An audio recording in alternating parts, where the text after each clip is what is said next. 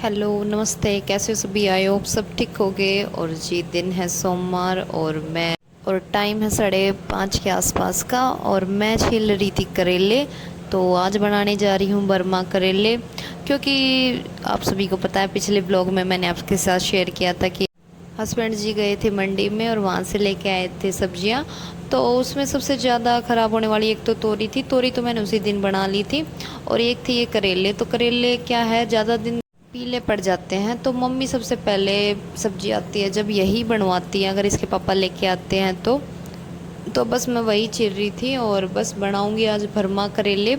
वैसे तो मुझे नहीं आते हैं भरमा करेले बनाने, मेरी मम्मी ने, मतलब ये मेरी सासू मोम की रेसिपी है।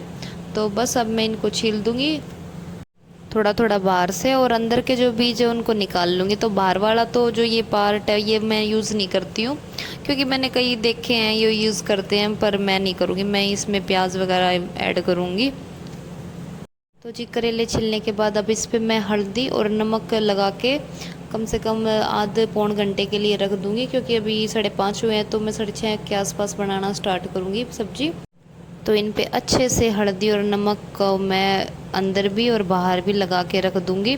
और इनके साथ साथ में जो बीज रखे हैं जो मेरे को डालने हैं, वो हल्दी नमक वाला मिक्सचर डाल के रख दूंगी। इनसे होगा क्या ये कि जो कड़वापन होगा करेलों का वो निकल जाएगा। तो बस अब रख दूंगी।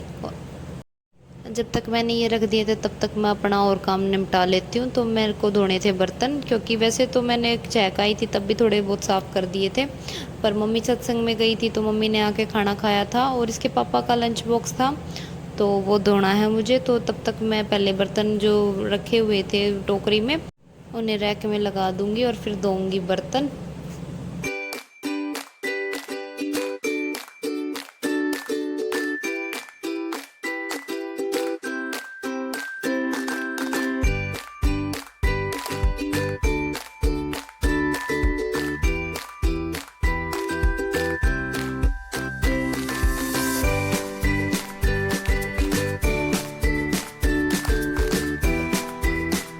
तो जी बर्तन धोने के बाद चली गई थी मैं कियान के पास, थोड़ी देर उसे खिला के फिर वापस आ गई थी किचन में, क्योंकि घंटे के आसपास हो गया था मुझे करेले रखे हुए। तो बस अब इसको स्टीम करूँगी मैं करेलों को पहले। तो तो जी मेरे पास कोई स्टीमर तो है नहीं, बस मैंने अपना देसी जुगाड़ लगा दिया है। कढ़ाई ले ली थी और कढ़ाई के ऊपर एक जो झरनी सी होती है ना, चावल वगैरह जब पानी निकालना होता बॉईल करके बनाते हैं तो वो वाली थी। तो बस वो रख दी थी ऊपर से और ऊपर से ढक दूंगी थाली। तो मेरा स्टीमर अच्छे से रेडी हो गया था। और बस अब जो करेले मैंने नमक और हल्दी लगा के रखे थे उनको अच्छे से पानी से धो लूँगी और अच्छे से निचोड़ निचोड़ के स्टीमर पे रख दूँगी। तो जिस स्टीमर पे रख दिए थे मैंने करेले, और इसके बाद मैंने कपड़े तय किए थे। तो मैंने देखा कि मेरी देवर के लिए बनियान नहीं थी, तो उनकी बनियान धोने चली गई थी मैं, और साथ में धो दी थी मैंने कियान की पजामी। दो चार हो रही थी तो मैंने साथ साथ में भी धो दी थी। तो इनकी बनियान तो मैं बाहर ही डाल दूँगी और कियान की पजामी डाल लूँगी अंदर, क्योंकि हमारे में छोटे बच्चे के कपड़े शाम को बाहर नहीं छोड़ते हैं, तो इसलिए इसके अंदर डाल दूँगी और वो बाहर सूखने दूँगी। तो बस मैं स्टीमर में देख रही थी कि भाई पके हैं कि नहीं, तो अब एक नाइफ़ की हेल्प से चेक करूँगी मैं। तो अगर नाइफ़ अच्छे से सॉफ्टली अंदर तक चला जाएगा तो पक गए हैं। तो जी अब देखे तो अभी कच्चे थे, तो मैंने लगा कहीं पानी कम हो, क्योंकि पिछली बार जब मैंने बनाया था तो पानी चेक नहीं किया और फिर इसमें थोड़ा सा मतलब पानी ख़त्म हो गया था। तो बाद में देखा कि वो पानी तो ख़त्म हो गया, तो मैंने थोड़ा और डाल दिया था।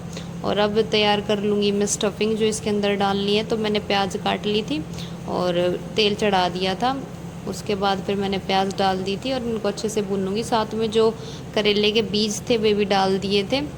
अब करेले और प्याज को थोड़ी देर पकने दूंगी, तब तक मैं अपने स्टीमर्स में देख लेती हूँ कि करेले बने हैं कि नहीं। तो बस ये बनने वाले ही थे, बस 5-6 सेकंड या 10 सेकंड के लिए और आँच लगनी थी। तो बस मैंने इनको पलट दिया था और अब बस ढक दूंगी। और बस मेरे प्याज और करेले के बीज अच्छे से फ्राई हो चुके थे। अब इनमें मैं डाल दूंगी टमाटर और साथ में डाल दूंगी जो भी अपने रेगुलर मसाले होते हैं। और देखिए स्टफिंग मेरी तैयार है। और अब मैं इन करेलों को भी निकाल लूँगी स्टीमर से और इनको रख दूँगी धोने के लिए। तो बस अभी ये ठंडे हो जाएंगे, तब तक मेरी ये स्टफिंग भी तैयार होगी। इसको तो 5 मिनट के लिए इनको ठंडा होने के लिए रख देंगे। और फिर आ गई थी मम्मी। मम्मी ने कहा कि भाई चैक रोटी मांग रही है, तो फिर मैंने पहले आटा लगा दिया था और सब्ज़ी बनाऊंगी बाद में। तो आटा लगाने के बाद मैं चैक के लिए रोटी बना दूंगी एक, क्योंकि देखो बच्चे सबसे पहले होते हैं, अगर जिस टाइम मांग ले तो उस टाइम देना पड़ता है। तो उसको खैर सब्ज़ी की कोई वो नहीं होती है कि भाई क्या बनी क्या नहीं। हाँ, एक आलू तो बनते हैं तो वो प्यार से खा लेती है। करेले वगैरह तो खैर बच्चे क्या बड़े ही कम पसंद करते हैं।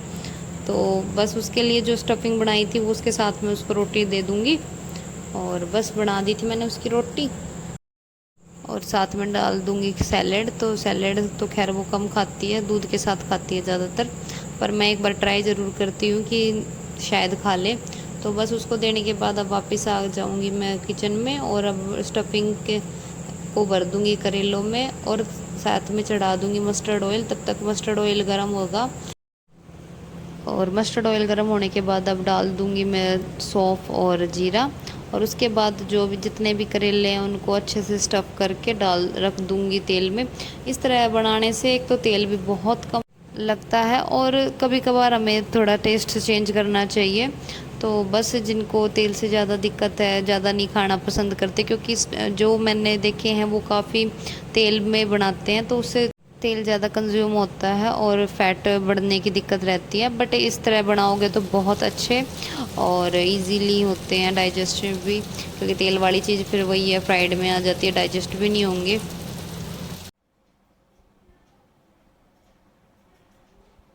खाना वगैरह हो गया है और बस देवर बचे हैं और पापा जी।